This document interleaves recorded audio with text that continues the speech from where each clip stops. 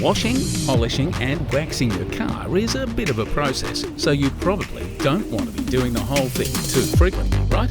Luckily, if you want to keep your finish looking spotless in between washes, you'll only need some detailer spray and a few microfibre towels. For your glass, you should use a dedicated glass cleaner along with specially designed microfibre glass cloths. Finally, in order to get your tyres up to the same standard as the rest of a freshly cleaned car, you'll need some wet look tyre shine. Applying a detailer is as simple as spraying it onto one section at a time and wiping the panel clean with one of your microfibre cloths. With a second cloth, buff the surface until the bright, high gloss shine is achieved.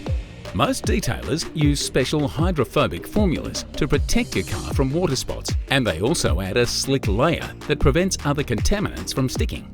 A handy little tip is that it's often a good idea to apply detailer before you embark on long road trips. This will prevent bugs and road grime from building up, and it will make it easy to simply wipe any grime away with minimal effort. Detailers can be used on all sorts of surfaces, and unlike waxes and polishes, you don't need to worry if you get some on the plastics, vinyls or other porous surfaces. To apply your glass cleaner, simply spray your glass cleaner either directly onto your window or onto your glass cloth, and then buff the glass until it no longer has visible streaks.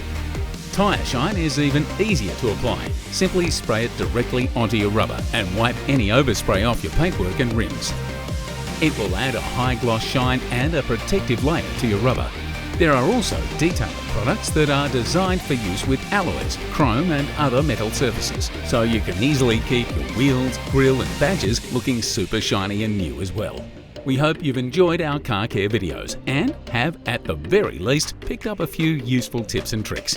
Thanks for watching and see you next time.